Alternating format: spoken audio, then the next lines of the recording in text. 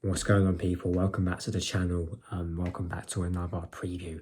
I was going to do a live stream today, however, timing of obviously personal matters and getting stuff done today, and I probably won't have time to watch much football, but I will have time to watch the game against Fulham this weekend. We travel away to Craven Cottage, and let's be real, it's been a bogey ground of recent years. I believe we drew there last season. I think we lost there. Or did we get a draw? I can't remember. But we haven't won there in a while. Well, that's a feeling anyway. And hopefully with the squad that we've got now, we can go and win these type of games, because these were the type of games that we were stupidly dropping points in last season. The likes of West Ham that we played last game, which we came over. The likes of going away to Newcastle, which we done. The likes of all these other sort of mid-table Premier League teams, especially away from home as well, which was definitely one of our falterings last season. But we do travel to Craven Cottage. We do go there. I believe tomorrow at 5:30. I think we play. I think so anyway.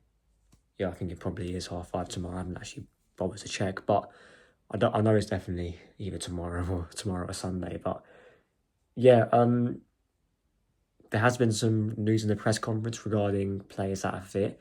I've heard from different sources that Zubimendi might not be able to play, so that's going to be an issue.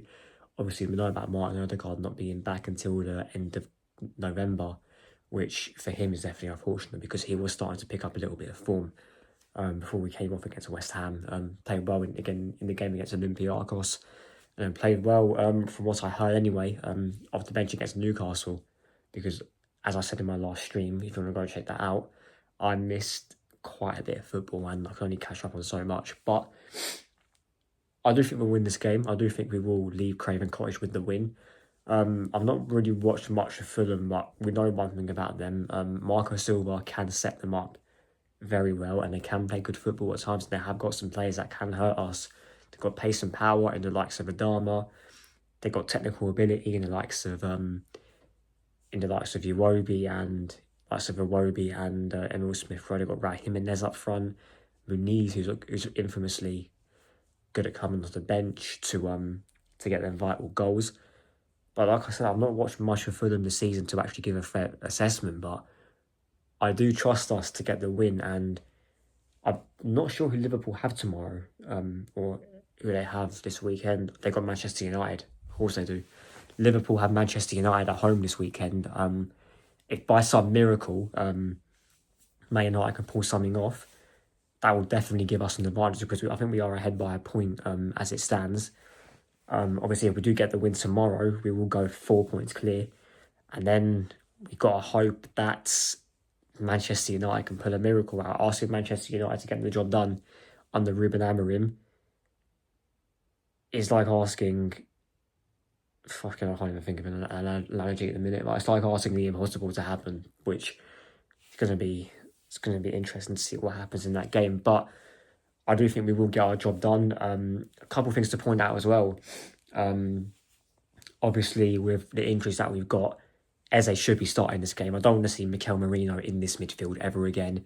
And I'm scared that Arteta is going to see him, that he was scoring for Spain, and he's going to think, oh yeah, Mikel Merino is going to be he has been scoring goals for Spain. I know what I'll do. I'll put him in midfield. Don't do that. The only time Merino is good is when he's playing up front and when he's in the box waiting to score goals. Well, speaking of scoring goals, Victor Gyökeres. Look, I do think he will sounds to be a good signing for Arsenal, however. And to be fair, he has got 3 or 4 goals, but let's be real. I think as much as he has been getting better in the recent weeks, we do need more from him in terms of his sort of decisiveness in the final third. And by that, I mean letting off shots earlier, not being bullied as much at times. Because there is times where he does use his strength well, and there are times where he gets bullied. And sometimes his touch is a little bit off. However, I think Gyökeres will definitely score tomorrow. I think he will get a goal. He needs to start scoring goals away from home as well, because I think all three or four of his goals are at home, I believe, and he's obviously got that thing about not scoring in the big games. He hasn't really turned up in them type of games.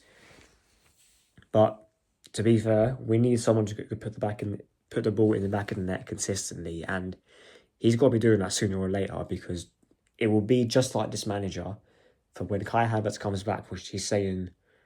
I think Arteta said earlier that they can't estimate a timeline yet, but he's hoping he'll be back soon. We just know that Kai Havertz will be back in his starting 11 as soon as he's back, and we'll see Gyökeres on the bench. And I would not be surprised one bit if we did see that happen when Kai is back. But yeah, I think Gyökeres will definitely get a goal tomorrow. I think we will win. I'm going to go 2-0.